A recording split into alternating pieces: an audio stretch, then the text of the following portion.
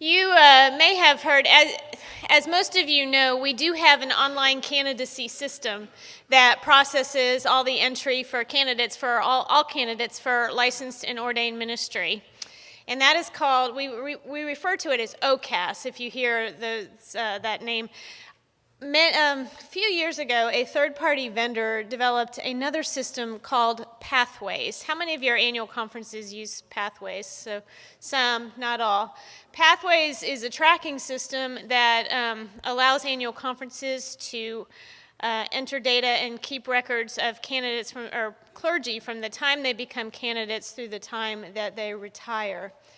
As we were looking at redeveloping OCAS to bring it more up to date, and GCFA then started looking at Pathways and decided to purchase Pathways from the third-party vendor. So instead of having a dual entry where you had to use the online candidacy system as well as enter candidates in Pathways, GCFA and GBHEM have been working together to develop a new candidacy system that will also become the entry portal for Pathways, which will eliminate dual entry for your conferences that have been using both systems up until this point.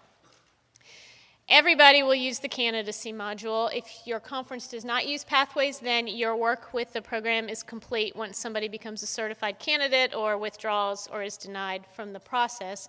And then annual conferences that choose to continue to use Pathways will still have the capacity to do that.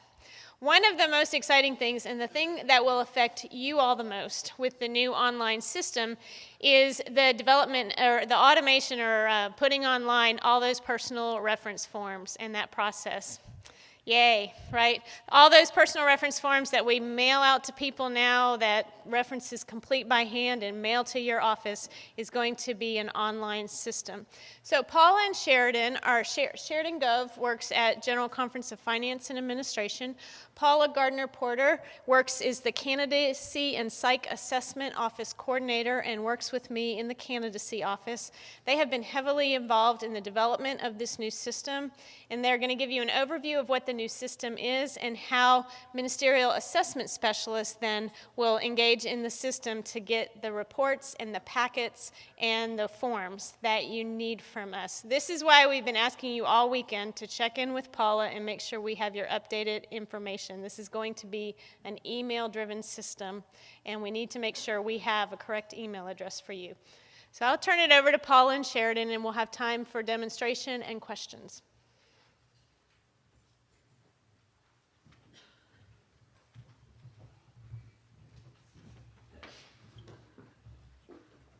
Good afternoon. Meg said a lot of what I was going to say, so I'll just jump right into the presentation. All right, so the new candidacy system was brought about due to the different challenges that we experienced in the candidacy office. Some of you may be familiar with reference forms, packets, and things of that nature.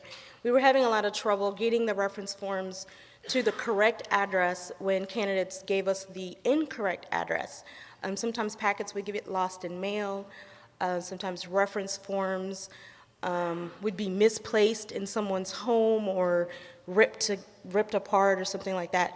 So what we've done is we've tried to put as much online as we possibly could. So here's some of the benefits of the new system. First of all, you will have real-time access to documents online. They will show up on your screen as they're completed, so you're not waiting on the mail or requests or anything like that. As soon as the documents are completed, they appear on your screen. Next, the reference requests are sent via email. We'll no longer be mailing reference forms to the reference people. The candidate will actually go in, enter the reference people's email address, and the system will automatically send them a link, and I'll be showing you that in just a minute. Also, the reference forms will actually be filled out online instead of on paper. Once they're filled out, again, they'll be sent directly to the MAS. Next, a feature that we've added that OCAS didn't do consistently is to send out notifications to the MASs when you have new candidates that have been assigned to you, when packets have been mailed out, and when reference forms have been sent, you'll receive an email to give you a heads up that you need to start watching your screen for it. And then some conferences will have the ability to create custom tracks and forms so that different conferences that do different things will be able to create their own things that are specific to their conference. And then some will also have the ability to upload documents directly into the system. So this is just a quick view of the MAS review panel that you'll see for those conferences that do use GBHEM for psych assessment. You'll notice on there's an announcements panel. That's where either I or the conference can put up information that they want their MASs to know, things like meetings, changes that are being made to the system, or contact information. It also has a advanced search panel, where you'll be able to search for every candidate that you have worked with in the past, from the point of the system going live. So if you have a candidate that you've worked with 4 or 5 years ago, you'll still be able to pull up that information that's saved in our servers. Then you have the personal profile, which will have your contact information, which you'll be required to keep up to date so that we know where to call, where to mail things, etc. And then, of course, there's a help function. The help function will be text for now. One of the things we're looking at for the future is to have video help, to where you can click on a link and you'll actually see videos to show you what to do. This is a picture of the candidate record view. The candidate record view shows you the tracks that the candidate is currently going through. If you notice on this slide, the candidate John Doe in the top left-hand corner is in the psych assessment and candidacy track on the far right. It also shows the responsible steps that the candidate needs to do and all of the contact people that are connected to that candidate. That way the candidate is always connected to the people that they need to speak with. This is the new psych assessment track. If you've ever seen OCAS before, it looks a little bit different. We have put these things on here to where these documents can be filled out online. So first, the release of information form, again, as I said, will be online. It will no longer be a paper form. The candidate will go through, they will read, check things that need to be checked, and then type in their initials at the bottom of the screen. You as the MAS will have access to print this out and put it in the candidate's folder or save it to your computer and put it in an electronic file. The personal data inventory is another form that, again, will be online, and this too will be able to be downloaded or printed. The personal professional reference list is something that, what I said earlier, is that we're having problems with getting all the information to the right people. So what's going to happen is the candidate is going to actually fill it out themselves. They have the ability to also go in and change those email addresses if they're incorrect. They'll be able to uncheck people that they no longer wish to do a reference for and put in another person. One neat feature about this is if a reference person has already turned in their reference form, these names will be grayed out and the candidate will not be able to change it.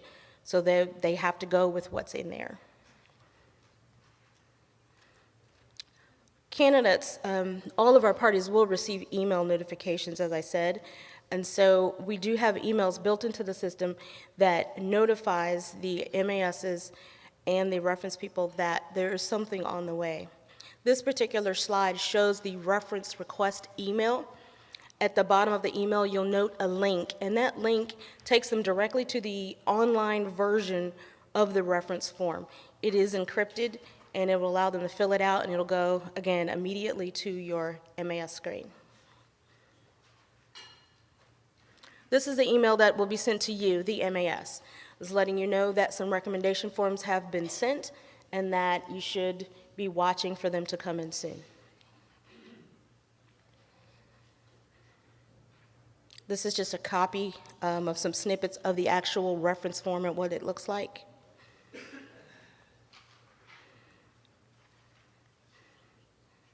And again, as I said, they'll be able to resend and update their reference forms. Currently, if they have to make a change, they have to find me and give me the information that I need so that I can resend it. Sometimes that can take up to a week. With this one, it is done immediately as soon as they send it in. This is just another view. On the MAS screen, you will see the review items, what we call the MAS panel, and this is the way that it will appear on your screen. You have the candidate release form, the personal data inventory, the self-assessment, which is something new that we're doing, and the reference forms. If these forms have not been completed, they will be grayed out on your screen. Once they're ready for you to view, they will turn blue.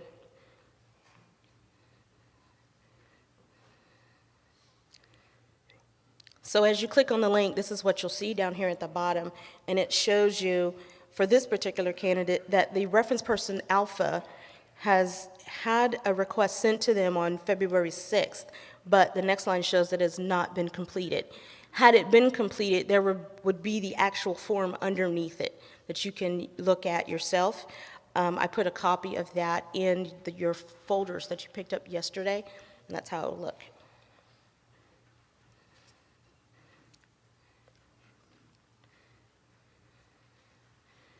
So again, this is just showing you another view of the MAS review panel. And Sheridan will be going over all of this. So if I'm going too fast, you'll get to actually see it in action. I'm just giving you an overview.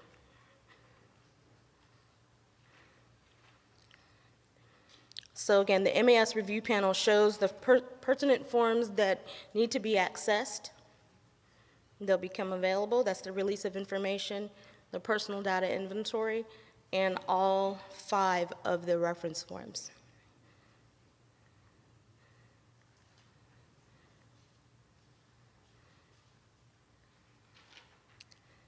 Again, this slide is just showing that all 3 of these are going to that screen.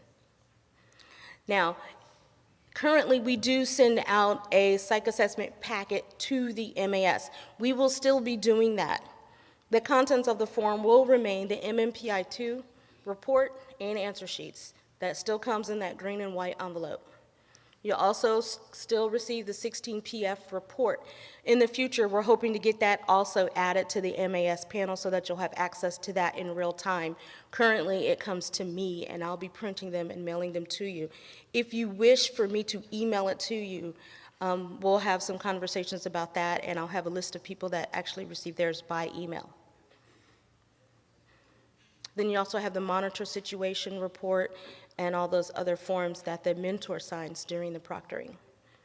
And the incomplete sentences, and for those that Dr. Hinkle is over, they'll also continue to do the adjective checklist on paper. That's not something that we can put online. Some of the future things, as I said earlier, that we want to do is to be able to upload documents directly to the MAS review panel, and also maybe open it up for conferences to be able to upload different forms that you may need that are specific to the conference. We're also going to add a useful reports feature and things for queries and statistical data for those of you that want to keep up with the stats for your candidates. And that's all I have. In the back of your folder, once Sheridan does his presentation, there is a feedback form. And I'm asking you to tell me what you like, what you don't like. Any kind of feedback that we can get only helps us make this better. We want to be able to do this and do it right the first time. And then when we go back to do our add-ons, we're just doing add-ons and not corrections. So at this time, I'm going to turn it over to Sheridan Gove, who's our application developer. Can you please hold your questions until the end? I just wanted to know about getting folders. Okay, they're in the back. They should be in the back, and if not, I'll get one for you. Does anybody else need one? We passed them out all day yesterday. The navy blue folder or red folder that was passed out at the CEU table? Yes, ma'am. Okay. She's going to go get those, and we'll make sure we get them to you. Thank you.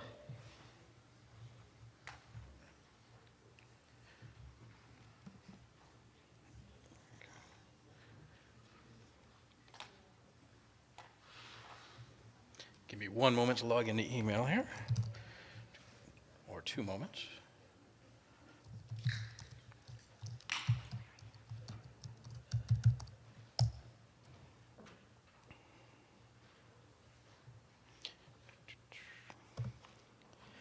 All right, I'm going to give you a brief run through. I'm going to start out as our test candidate, Steve Rogers, and I'm sitting at home, and I have received an email from Tracker that lets me know that I've been assigned to the psychological assessment track.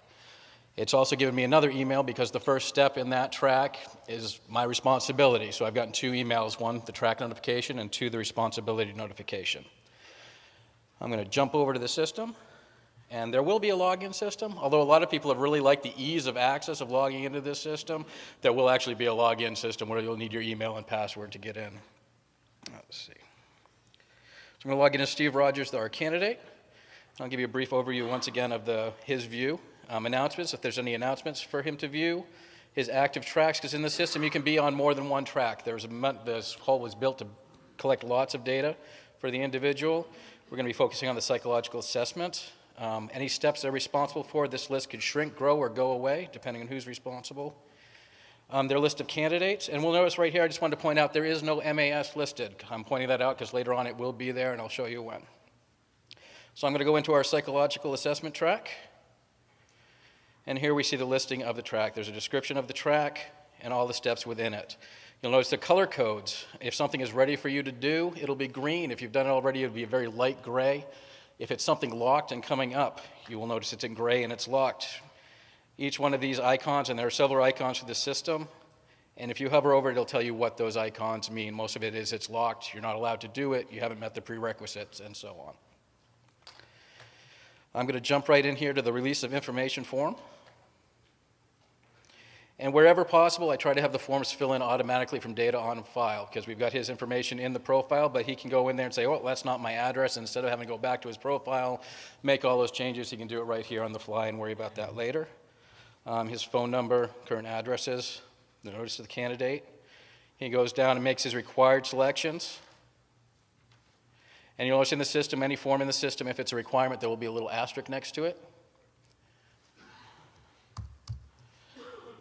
And by entering initials, it just states that you are accepting responsibility and all the terms within. We submit the form. Now, 2 things have actually happened here. One, the form has been submitted and is available, and also the track itself has kicked out and saying the next step is ready for the person to take a look at it. So we're going to go back to the track, and we'll notice now that that is completed. It's kind of a lighter gray. It's still there available. You can highlight over it and get a good visual clarity of it. But also you'll notice the next one is green and ready. Other good indicators, if you're logging in as the candidate or the responsible party, it'll be in red. You'll notice down here there's a mentor. You're not the mentor, so you can't get access to it and you're not responsible for it. And this is the PDI. And this is the first one. Right now we have 2 forms in there, one English, one Spanish. Spanish is still in the works, and so is English, but we've got a little bit of English in there. Gives you one final opportunity. If you select English or Spanish, gives you one more chance to say yes or no, that's the one I meant to select. And once you're done, the form will come up and you fill out the form as necessary. And then you save or submit. This is obviously not the full form. We're going to go ahead and submit that now just for demonstration purposes. And once again, a notification has gone out to the person next in line on the track, which happens to be, in this case, the candidate once again. We'll go ahead and look at the PPR. And you'll notice some of these indicators at the top too. Prerequisites have been met. If you're an administrator or something like that, you can go into a step and you'll note it'll say prerequisites not met, things like that. So everything's got good indications. They go fill the form, and right now, this is where we select the MAS. If your conference has more than one MAS to choose from, there will actually be, this list will be populated by that. We're just going to go ahead and select Tony Stark, who is our test subject. I'm going to go ahead and just really quickly put in a few, tab, not caps, there we go. And I'll try to stop shaking enough to actually type. Here we go. Let's see. I'm using my email address, and please feel free to make note of that if you have questions or concerns later on down the line, and I will answer it appropriately as I can. But this way, I can at least show you all the emails that are coming in. All right. So we've got that in. We can save or submit. If we're ready to submit this off, we can click submit, and then all of a sudden, all these emails are going to be generated, or we're not quite sure on everything. I don't want to send some out now, and you could click save and come back to it later to submit. We're just going to go ahead and submit. And right now it's generating a bunch of emails. First, the form's been submitted, an MAS email has gone out, and 5 emails for the requests have gone out. This is kind of just gives you a quick verification, or gives the candidate a quick verification of everything that's gone on. And also one of the other things is, of course, this track itself has sent out an email regarding the next step and who is responsible for that. If we return to the track for the candidate, you'll notice the next step on there is based on the mentor. I can't do anything with that. And we'll also notice that there is a mass review available at the bottom. This is later on, if the track has been completed, it's a year down the road, and you're trying to remember what you did for that candidate, you can go through the search utility, find them, come back to their track, and then you'll be able to access it from here. And you'll notice responsible party, like all the others, it's like role. In this, it's an actual individual. Whoever was selected on that form is the only one who can access this panel. So I'm going to go ahead, and let's just run over, and I'll show you all these emails that were submitted out to the people. There's your step responsibility emails, self-reference track. This is to the individual. He was notified that please go here to fill out your self-evaluation, and then the 4 references, and then, of course, the MAS notification. I'm going to switch back over here. I'll log out as Steve. And we're going to go ahead and log in as the MAS Tony Stark. All right. And you'll also on the home page, here's your mass review. And right now you've got 1, and hopefully you'll have more than that, but here is your list of active MAS reviews. You'd select Steve Roger, psychological assessment, and it'll take you right to your review screen. You'll notice in here, you've got your candidate release form quickly available to you, your PDI that they have filled out.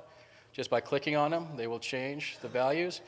These are grayed out currently because they have not been filled out. Once they are filled out, there will be a blue link to give you a visual notification. Your options in this are your close review. This will just take you back to your home page. Your open profile, if you want to go to the individual's profile, it will take you there.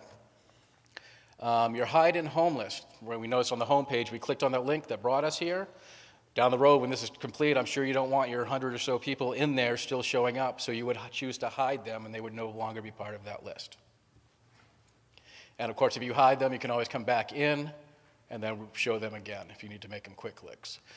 Print selected just kind of gives you a printer-friendly view of whichever form you are looking at, which you can then print to your printer or PDF if you have it installed. Okay, so now what I'd like to do is I'm just going to go back over here briefly to one of these reference requests, and we'll take a look at that. We'll just take Jack Hill. And towards the end of that, he's got his refer link. We're going to click on that. And that brings them to a separate site where they'll fill out this form. It's the candidate reference feedback form. They go through, they fill out all their information. And I'm just going to run through this really quickly. It's kind of like how I did my SATs. Let's see. Sorry, yes, I did.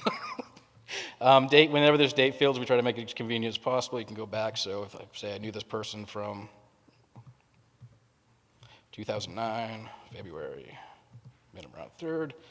And then you could either leave it blank if you know them up to date, or just click today's date. Daily, you can say weekly, how often do you see this person? And the questions right now, I mean, we'll be going over or you can view the questions later, but this was taken from the form. And I'm just going to go ahead and select some. This is all keyboard entry too. So if you don't want to be a mouse person who wants to scroll down, you select your first one, and you can just hit tab, and it takes you down to the next group of questions. Then you can use your arrow keys. So I'm just going to briefly go through. There's just a few questions in here.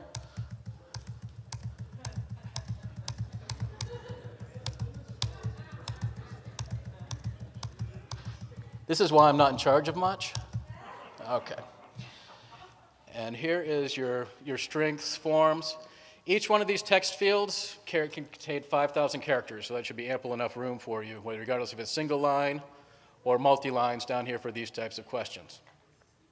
One thing to note here is once this is submitted, it's submitted. You can't go back and change it. It's done and it's submitted. So I'm going to go ahead and click on Submit. Once again, it gives you verification. Are you sure you want to submit this? You go ahead. And it gives you kind of a thank you. So now if they use that link again and came back here, this is already locked. And that's the message they'll get, is they'll get a thank you. People who are asking about security in the URL of this, there is a 37 digit randomized number that's made for every one of these. So the chances are that's the top security that they've got right now. So if I went in here and tried playing around with the URL, just trying to find somebody else's number, I would have to guess all 37 of those concurrently and get them correct. And then you'll notice they get the invalid entry. So there's no way into this form unless you have that link that brought you there. And once again, if that link's been used, it's no good to you once it's there. Let's go back in and we'll take a look at the actual thing. I'm going to go ahead and log out just to get a good refresh.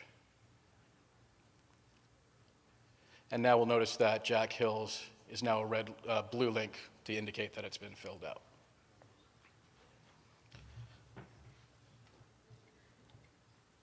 I think that's what I have at the moment.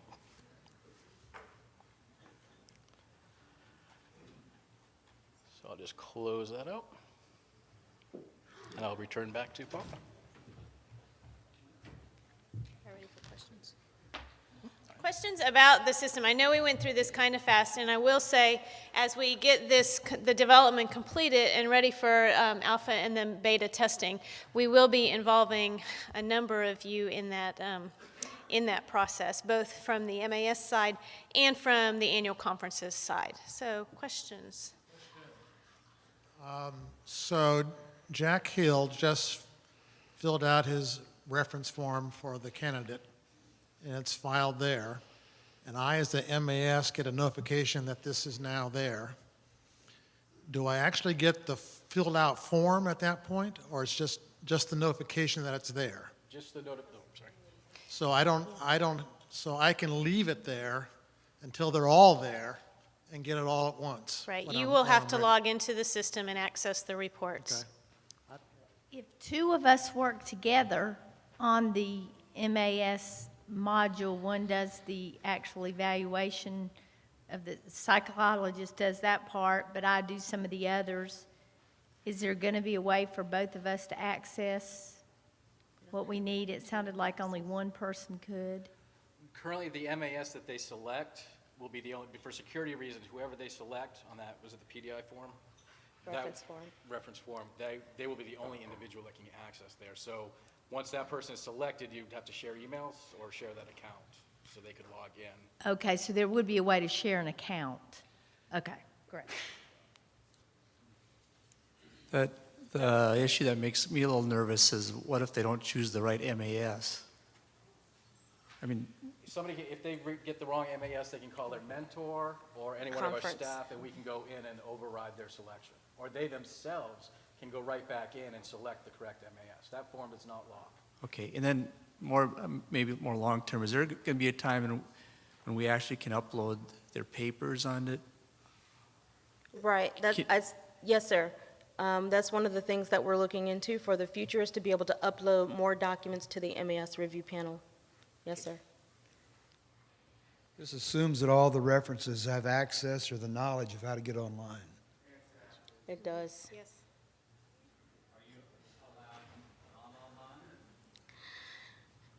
I would encourage them to do it online. However, if there is some circumstance where they do not have access to a computer in their city or their church, I will take care of that for them.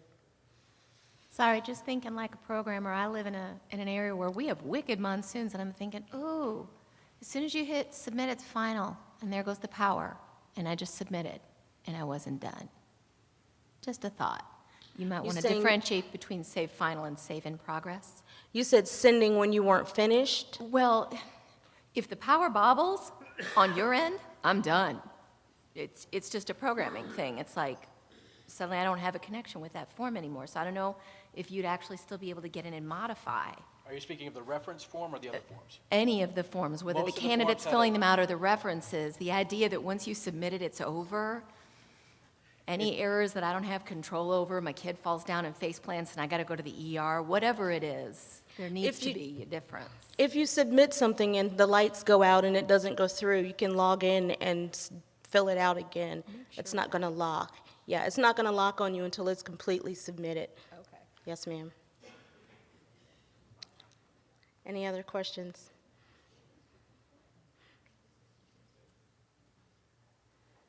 But what I heard her asking was, as you're filling it out, if you have to stop, can you save what you've already done? On some of the longer forms, we do have a save, where you can save it and come back and finish it, There's yes. a save versus submit buttons. Right, okay, Right. that's the important part, because sometimes you get Right. interrupted. Yes, ma'am. Any other questions? Okay, Kathy? We currently use Pathways, and I have a track for certification of candidates. How do I integrate this into the track that I'm using? When it comes to data integration, we're going to be I'll be getting together with each conference on an individual basis to go over their data and figure out the best way. But you will not lose it, that's a guarantee. We'll figure out how to get it in, but how to make it work in the new system. So there'll only be one track. They won't have to do two things like they do now. Unless you want to. There are several ways, and I'd be more than happy to, for Pathways people, I'm going to budget that time so we can talk about how everything will work in the new Okay, system. great, thanks. Kathy, this becomes the entry system for everyone, regardless of if your conference uses Pathways or not. This will talk to Pathways. Yeah.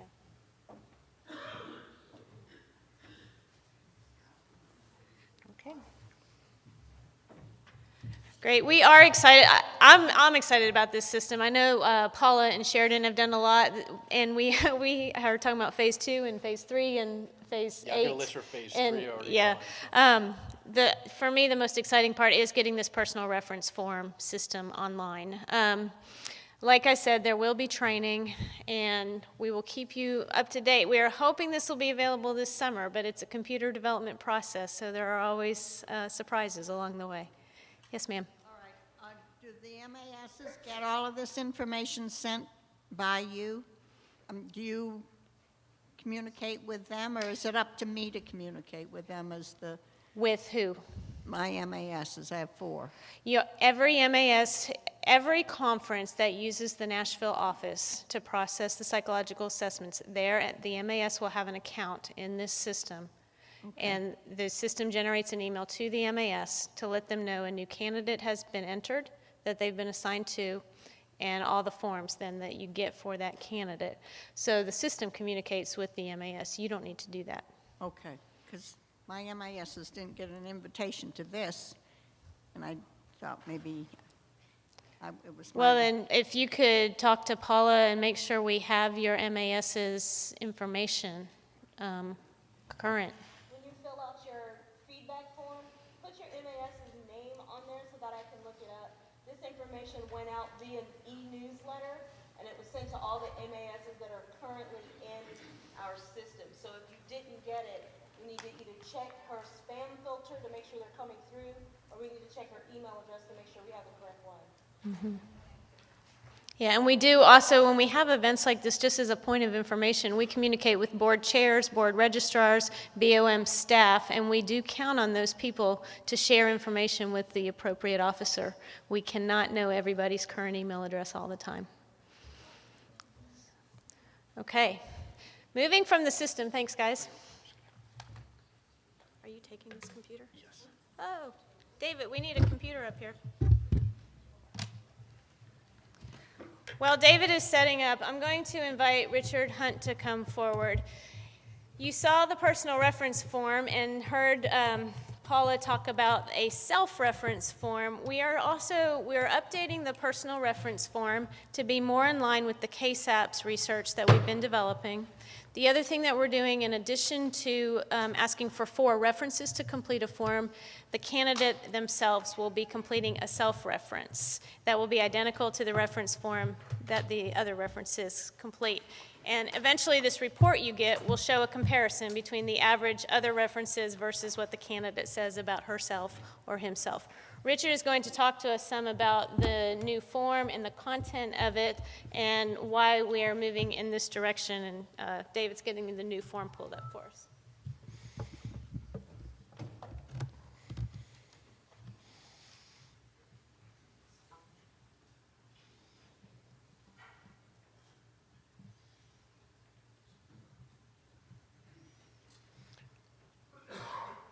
Do you want the reference forms first? No, I don't need that.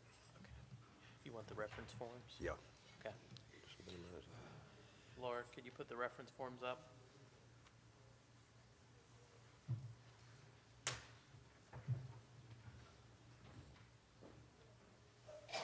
While they're pulling it together, what we've tried to do at this first step is to take the form as you have it currently in print form and just transfer that into the electronic format.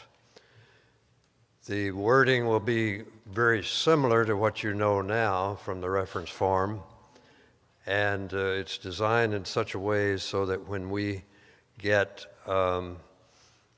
later on, when we are able to do some linkage between the reference form and the KSAP new name procedure, we'll be able to move back and forth to connect those two. So that's a work in process.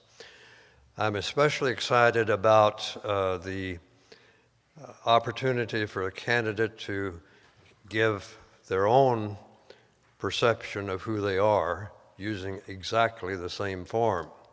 So it's kind of a mini 360 format. It's something we've talked about and dreamed about for years. And in part, I'm of the opinion that it doesn't matter too much what the exact wording is. What does matter a whole lot is when different observers, including the candidate, use exactly the same information or the same statements to rate themselves, to have opportunity to look at the variations in that and which points they agree, which points they disagree, and so on. So this will give you as an MAS an opportunity to get the references, whatever number you have, and to get exactly the same information as the candidate perceives herself or himself. Those disparities, those places where they are in agreement, I think are opportunities to then explore why is it that you see yourself differently than the other references? Why is it that one reference sees you as very positive, another reference sees you as negative? What are the life circumstances from which those kinds of evaluations come? So we're wanting to get, right now we have it just listed as what the answers are. We want to get a profile so that you will see the candidate's response on each question, and you can see a composite of the references answers to the same question. And we want to get that on a single page or link, a long page, so that you can see all of those individuals. And then you can also see them by the three categories: the personal characteristics, the candidate's abilities, and the candidate's potential for effective ministry. What else do I need to say about that? We built into it opportunity for other people to do the same thing. I'm a strong believer that it's important to see how the spouse, family, significant others see this person from their vantage point, as well as how people see this person from the vantage point of having participated in a congregation, such as the pastor's view, and persons who have had this person in some way in a work setting, whatever that may be, how they see that person. And we have to keep in mind that these are all the perspectives from that individual's viewpoint. So now, when you pull these viewpoints together, is there convergence? Or if there's not, why? This gives you opportunity then to follow up on the reasons behind that. What else would you like? Any questions, comments? I'd challenge you to do this reference form procedure on yourself. I'm not sure that our system will be able to take that. We'll have to figure out whether it can. But what would happen if we, as an MAS, were to do the same set of questions on ourselves, 29 questions, and the comments, and then have some colleagues, maybe 2 or 3 clients that we've had, or maybe family members, or maybe colleagues, would their responses about the quality of your work converge in any way? Would they be wildly divergent and so on? So take it as an opportunity. Remember years ago when I was involved in, first did the ABIP exam years ago. It was the only opportunity in my life where I had 6 ABIP PhD psychologists looking down my throat to see whether or not I was doing something right or wrong. As on one hand, a very frightening experience, but on the other hand, a great opportunity to have other people look at the work that we're doing and how well that we do it, and have people who know what they're doing that. So this is somewhat analogous to that. It's an opportunity for better understanding of oneself and for including the viewpoints from other people.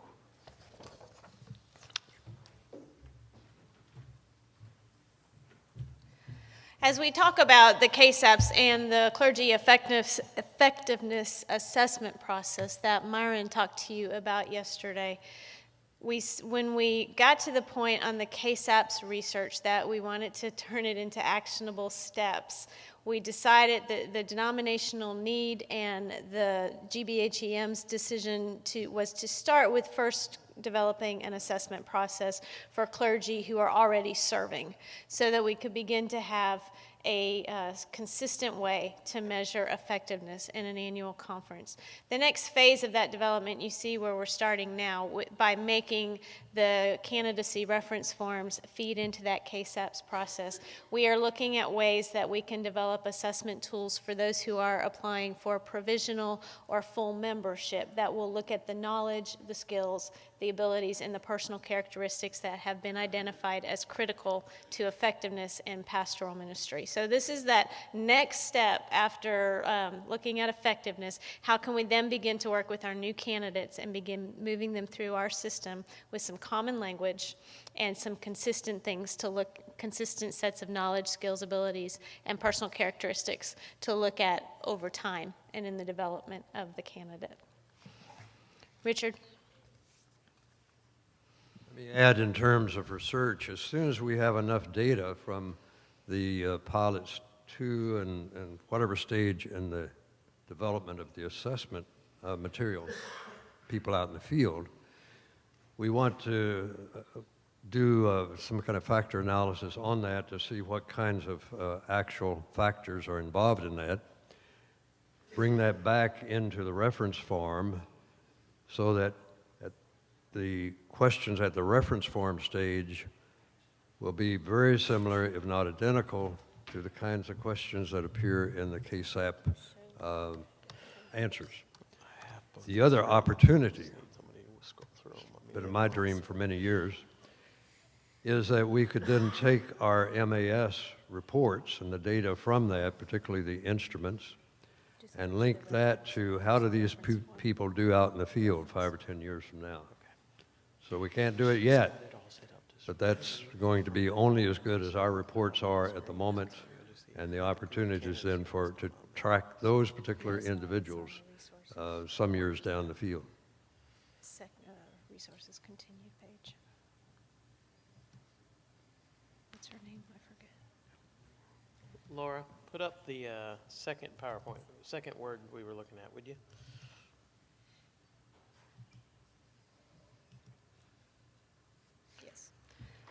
This is the new reference form. To give you an idea, it's very similar. Some of it's very similar to what the candidates have already been working with. Laura, scroll down to the content more than keep going down or to the next page.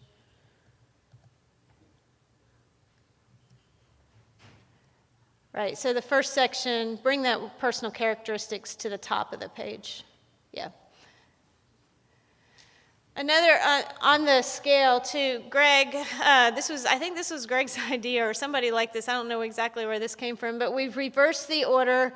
Instead of going from superior to much below average, it will start with much below average, rating up to superior.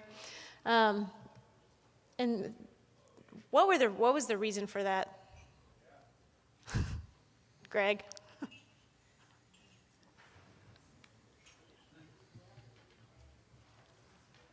While Greg's figuring out the answer, there's a tendency to, if you start out with the highest, the best, and work downward, there's a tendency for people to answer the first thing comes along. If you reverse it so they have to first work through the worst thing and then up to the best, you're less likely to get that bias. You'll also notice that the average is about only 2 units above the worst, but they're about 5 units beyond average. And if you answer about a person, of course, that person, everybody's average. So it really takes something to say that a person is below average.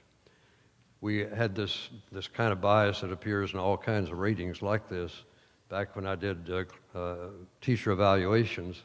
We finally had to insert as the top level the best teacher on campus. But logically, that's impossible to know because you haven't had all the teachers on campus. But it helped to pull it back from everybody answering the top. Greg? It totally wasn't my idea. But I think what Richard says is true. We just realized that so many of these things come back with just all ones. And you get the feeling people never even look past that. So I think that was the idea, to force them to move down the row at least, use their eyes a little bit more. Okay, so these are the questions set up around personal characteristics. Laura, if you'll continue to scroll down, you'll see then that we switch to a grouping of questions that are based on the candidate's ability for ministry. And stop right there. And then a grouping based on potential.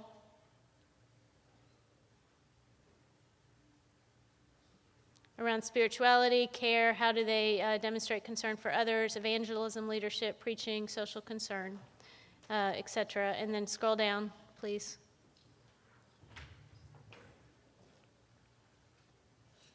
Keep going to the next section. Yeah, with open-ended questions. And I think Sheridan said 5,000 characters. We're going to cut that down a little bit because we don't really need that much information about candidates, do we? So that will be cut down to a more reasonable length. So, all right, so these are the changes coming along for the personal references for the new system. If you have additional comments, questions about that part, please do be in touch with me or with Paula, and we're happy to help as we can. I want to switch now to talking about group candidacy mentoring. So I can get a sense, as you know, at the last General Conference, the Study of Ministry Commission made the recommendation that annual conferences, when possible, move to group candidacy mentoring that is done in a group, or candidacy mentoring done in a group setting rather than an individual setting. How many of your conferences have are in the process of or have made the switch to a group candidacy setting? Excellent. How many are there? How many are doing it? Okay. How many are sort of there? Want to be a little closer than you are? And then how many of you have not started this at all? Okay. What I want to do, rather than I'm not going to really work through my slides because that gives the history of why, and I wasn't sure where this group was going to come in on experience with group mentoring. So what I'd like to do is ask maybe 3 or 4 of you who have implemented this, if you don't mind just giving us a brief summation of how you're doing it. I'm going to pick on, I'm doing this on the spot. I wonder, Ruth or Wayne, if you could summarize what Florida is doing. John Ed, would you be willing to talk a little bit about Louisiana? And are there a couple other people who can talk about what that you are doing with your annual and just briefly, so we get a sense of how this works in your conference. Wayne Wyatt, Florida Conference. Ruth had to head back. We have 2 retreats a year. One is in January, one is in July. And we start working in January to get our mentors and mentoring groups aligned for the July retreat, and the same. We start in August getting the next together. So it takes a lot of pre-planning. We have, it varies. We've had as many as 70 in a retreat, which is large, and we're averaging more about 30 or 40. It begins now Actually, we just expanded it to begin on Friday at 10 a.m., and we're doing a financial piece now through our United Methodist Foundation to talk about stewardship and responsible finances and debt.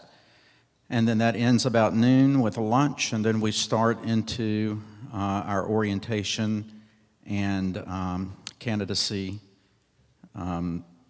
sort of teaching and explanation of the tracks and answering questions.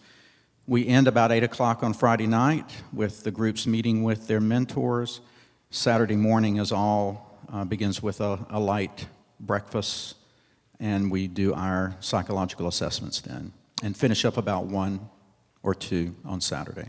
Great, thank you. So to summarize, they come together, have this retreat. What I wanted you to hear is they are doing psychological assessments at that retreat. So 40 to 60 candidates doing this in one setting. John Ed?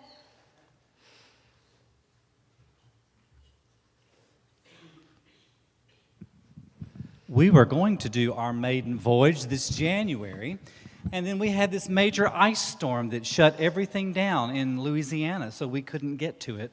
But our model is very much like the Florida Conference. We took the Florida Conference model and I think it is the West Ohio from Wade Giffen, what they're doing with their candidacy summit. But it's going to be very much like that. We're going to start on a Friday night where we come together and do some group building, do our orientation to ministry at that point around worship. And then Saturday morning, we're going to have our own psychological assessment person. He's going to actually come and proctor our assessments with us at our retreat center. So that way, hopefully we won't have this divergent, different people doing the different assessments. We'll do it all at one time. And then we'll start our groups actually coming together, meeting with their mentor team that very first time. At that point, they'll sign a covenant. They'll also bring their calendars with them, and they will set up all of their other 5 group times that they're going to get together. And they will do all that, and they'll sign that covenant at that point, have their first session there together. And then I think we're going to be done at 3 o'clock on Saturday afternoon. The Louisiana Conference has 6 different districts, and so we're going to have 2 trained mentors per district. So they'll agree to give me 6 months of intense work, and we're going to do a January and we're going to do an August. And so then I'll have another 12 people that are going to give me another 6 months. So I'll be training 12 lean and mean candidacy mentors every year. They can opt for a second tour if they like it. If not, I'll go after new people. But we want the brightest and the best in the Louisiana Conference to be doing our candidacy mentoring. Great, thanks. I want to highlight that. One of the reasons that the study and ministry was recommending that we move to a group candidacy mentoring setting was because of the need to find qualified, trained, and gifted mentors. In some of our larger conferences where you have 100 to 200 new candidates a year, that's 100 to 200 new mentors a year, or mentors, meeting with more than one candidate. It was becoming very difficult to keep up that number of mentors, of people who were qualified, gifted, and wanted to serve as a mentor. So moving to requiring fewer mentors has enabled some of those people who are more gifted at mentoring to be able to mentor. Yes, ma'am. I have a question, which would be, are we talking mentoring of people before commissioning?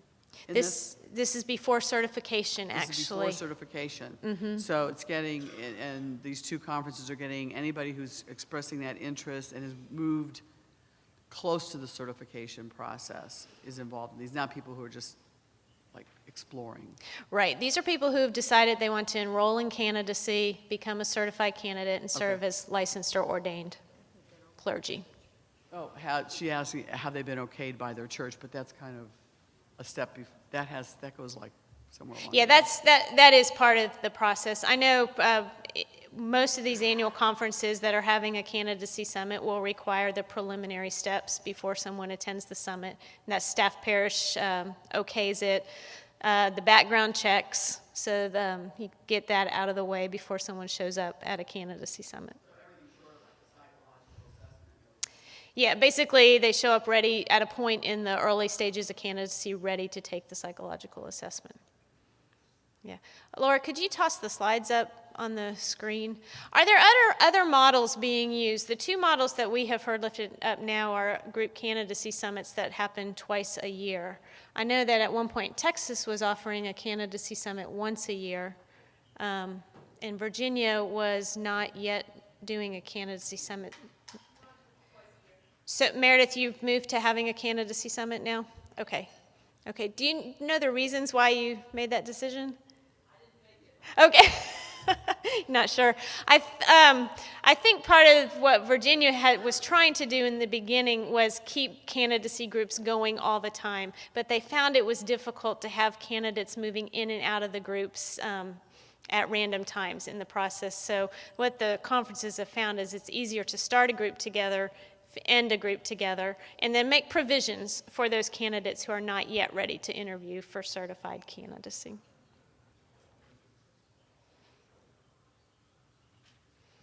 And I don't know if anybody from the Texas Annual Conference is here who can speak to the...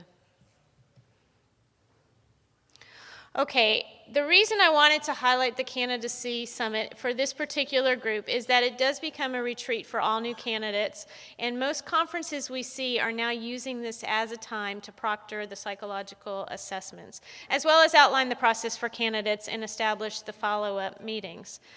Any learnings or things that you have learned about working with your MAS and conferences together? I know... I think, June, was it your conference and you had to work to develop a schedule with your MASs. Do you want to talk about that a little bit?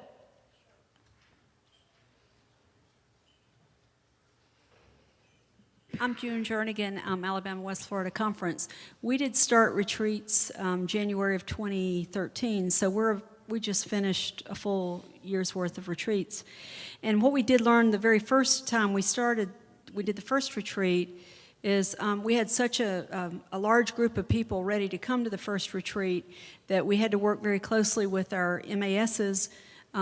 They also have full-time jobs, but then they had all these psychologicals they had to do. And so now we have to be very conscious of the process, of not pushing the process too quickly with the group mentoring. They meet 6 times together, and then the MAS is still having time to get all their visits done and the reports done. So we typically, you have about 3 to 4 months between the time the test is taken and the DCOMs are meeting for certification. Okay, and you have found that, so the MAS spaces that work out over time? They're very kind and gracious and helpful, and I think we're getting into a routine now. Okay, yeah. So I wanted to lift that as an issue. Make sure you're in communication between the MAS and the board as you develop this schedule. The other piece that I would lift up, if you do work with the Nashville office and processing candidacy, if you're going to be having a retreat and needing 50 of these packets sent to the retreat, you need to work with our office and let us know when that is, and we need a deadline of about 10 days out or 2 weeks out to be able to get you the packets in time. The other questions that have come up is in the mentor's role with the ministerial assessment report. How many of your annual conferences have the candidacy mentor talk with the candidate about that MAS report? Is that a common practice? Few of you do. So think about when you're in a group setting, what that means for the mentor in presenting the ministerial assessment report. Obviously, that doesn't need to happen in a group setting, so you're adding an additional step to your candidacy mentor to present that report. The other thing that needs to be considered, especially when something comes up in the MAS report, is individual follow-up as needed. And we always talk about confidentiality and parameters and the candidate's expectations and the covenant with the group. What can be talked about in the group, what should not be talked about in the group, what is confidential within the group, and how does the mentor know when something goes beyond the bounds of what the group should be addressing.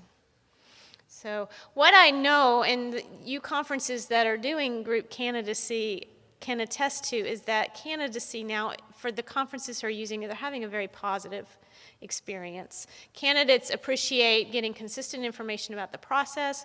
They appreciate having a cohort group that is moving through candidacy with them together. Annual conferences are appreciating the district committees and the mentors being better trained in the process, and knowing when it's coming time for those certification interviews so that candidates are not falling through the cracks on these deadlines for certification and provisional membership and full membership applications. So overall, I think it was an idea whose time had come. Do you have additional questions or concerns around group candidacy? Anything that you'd like to share with the group about your experience with this process? Yes, sir. Henry Stringer, West Ohio. I think by and large, the summit process works real well for our candidates. It's pretty much a 3-day process like what was described by some of the other annual conferences. I think one concern that some of us, some MASs in West Ohio have, is that the MMPI is given on the very last day. And by that time, many of the candidates are really kind of, almost exhausted, or, they're not focused in a way in which they can respond well to that instrument. We have talked with some of our board members in West Ohio about that, and they're considering ways in which they might address that. I don't know if other annual conferences are having the same problem, but that's been somewhat of an issue for us. Other conferences want to respond to that, or is there a different way you're managing that? South Georgia is finding that this is a very helpful model for the candidates as far as process, but we are not combining it with any of the psychological assessment part of their journey on purpose, because people are at so many different phases and stages of their ministry in South Georgia, or their calling, their discernment. So we've chosen to separate those out, period. So how does that work then? Do they attend a summit and then set up a separate time? They attend the first meeting and find out, of course, we don't call it a summit because I think it's just a day-long thing based on second career issues and other jobs. But then after they are, they're encouraged to know they need to schedule for the psychological and what it entails, but they are then asked to wait until they've been through at least 2 or perhaps 3 of these days of the group mentoring process before they actually are ready for the psychological to address the issues of call and discernment, things that we felt that they would be more prepared. We also, and I've heard several others mention that today, did not want some of them paying the fee to be evaluated if in their second and third meeting they're deciding this isn't for them. And we have had 1 or 2 who decided this isn't for them based on what they've learned through ours is a 4, you're calling it summit, but 4-day process over a period of about 6 to 9 months. Okay. And then do you know if the group candidacy mentor is the one who's proctoring those assessments for the different candidates, or how that works? No, we do all of that through our psychologist. Oh, we're okay. going to keep it there. Okay. For reasons of my own, just personal belief about the mental space they need to be in, and what, even for the MMPI and that kind of thing. So that's what we're going to do now. Now, I may get some pressure from that, from my colleagues on that, but I just have a firm belief that that's the way that the psychological process needs to be handled. Okay, great. And Nancy Stott, I think Tennessee is doing something similar where they are having a introductory candidacy retreat, and it's at the end of that retreat that the retreat is for people really strongly considering candidacy, but then they get to that end of the retreat and they're encouraged to make a decision, yes or no, to candidacy, and they don't participate in psychological assessment until they've made that decision. Richard? I'd like to know how you may be involving the spouse or other significant persons in the individual's life in the process. Anyone want to speak to that?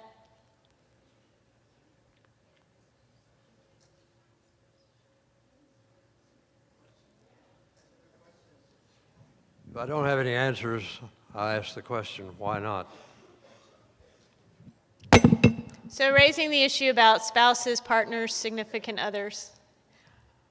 So I noticed one of the denominations who was on our panel yesterday had the spouses or come to the actual candidacy information retreat. You know, come to think of it, we have had, that's a great idea because we've had spouses attend the retreat right up to the testing part on Saturday morning. And so they've been able to sort of go through the process and the orientation and the worship service. And we don't prohibit them from coming, but I'm not sure that we've intentionally invited them. Ruth Fuqua heads up that whole process for Florida. The other thing I would say is that we do have a time of discernment. They meet, of course, with their local pastor. They go through appropriate study. And then they also have time with the district superintendent.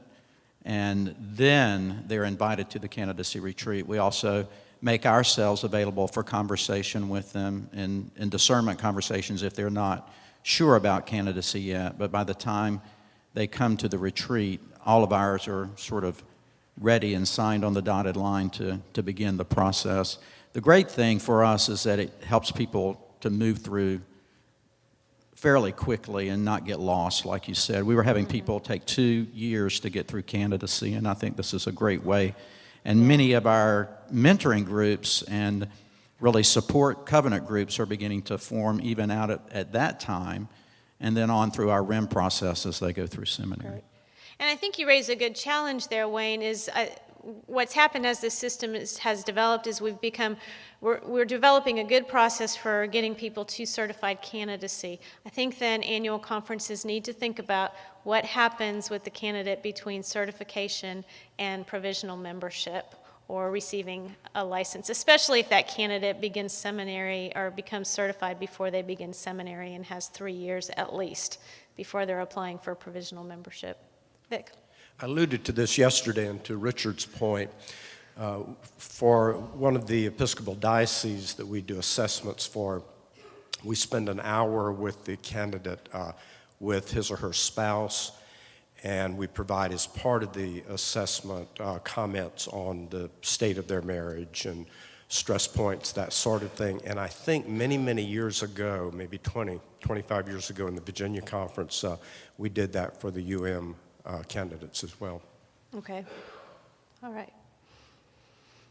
Okay, well, thank you for your time today. Let's take a stand-up break. We're running a little bit ahead of schedule, and Vic and Richard are going to be closing us out with a presentation on emotional intelligence. So let's stand up for about 5 minutes or so, and we will get them set up for their presentation.